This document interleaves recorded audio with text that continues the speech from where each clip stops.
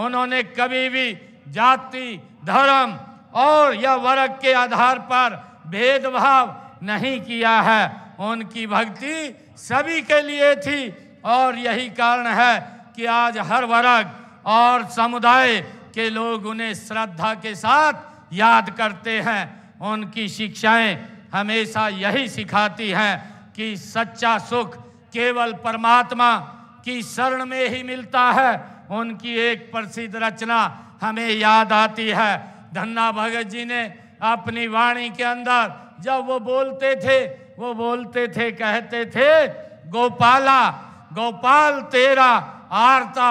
ये धन्ना भगत जी की ये वाणी है, गोपाल तेरा आरता, जो जन तुमरी भक्ति करते तिनके काज संवारता।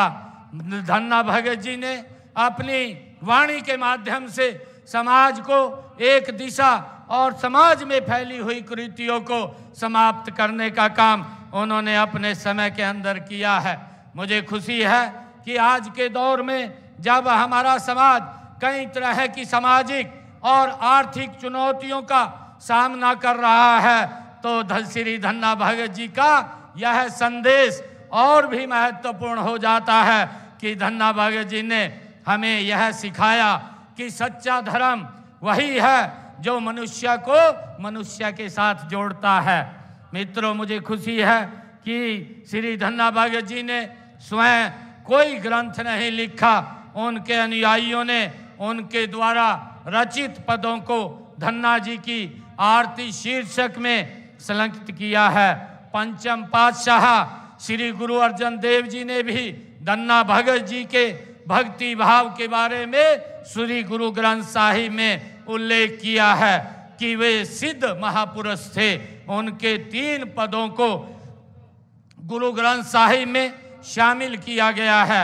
श्री धन्ना भगत जी के नाम से देश भर में अनेक संस्थाएं हैं जो नई पीढ़ी को उनकी भक्ति व शिक्षाओं को अपनाने के लिए लगातार प्रेरित वो करती रहती हैं। हमें गर्व है कि उनके नाम पर हरियाणा में धर्म क्षेत्र कुरुक्षेत्र में श्री धन्ना भगत पब्लिक स्कूल स्थापित है। हम श्री धन्ना भगत जी की शिक्षाओं के अनुरूप हरियाणा एक हरियाणवी एक के भाव से सबके कल्याण व उत्थान का कार्य कर रहे हैं। उनके दिखाए मार्ग पर चलते हुए हमारा प्रयास है कि समाज के हर वर्ग को समान अवसर और समान सम्मान प्राप्त हो।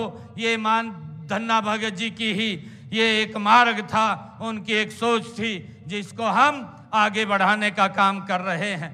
मुझे ये भी खुशी है कि हमारी सरकार श्री धन्ना भगत जी के जीवन और उनके आदर्शों से प्रेरणा लेकर के कई योजनाएं और कार्यक्रम चला रही है। श्री धन्ना भगत जी एक किसान थे। वे जानते थे कि खेतों में मेहनत करने वाला व्यक्ति ही देश का आधार होता है। हमने अन्नदाता के कल्याण के लिए उनके ही दिखाए हुए मार्ग से हमारी सरकार ने उनका जो सोच थी, जो उनके विचार थे, उस विचार को हमारी सरकार ने लेकर के हमने अन्नदाता के कल्याण के लिए कई कदम उठाए हैं। हमने किसान हित में अभी विधानसभा के सत्र में जो नकली बीज व कीटनाशकों को पर रोक लगाने के लिए कानून हमने बनाया है। हमने अंग्रेजों के ज़माने से जो हमारे किसानों के ऊपर अभियान लगता था, उस अभियान को भी जड़ से समाप्त किया है और 133 करोड़ रुपए का अभियान किसानों के ऊपर था, उसको भी समाप्त करने का काम वो हमारी सरकार ने किया है।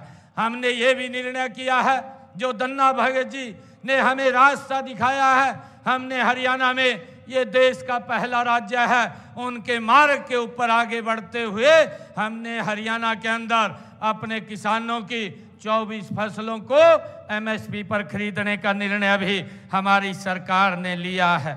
हमने किसानों को सीधा लाभ पहुंचाने के लिए ई खरीद पोर्टल के माध्यम से 10 फसलों के जो हमने पीछे खरीदी थी, उनके 12 लाख किसानों के खाते में एमएसपी के तौर पर सीधी खरीद का पैसा उनके खाते में 1,29,000 करोड़ रुपया सीधा खातों में पहुंचाने का काम किया है।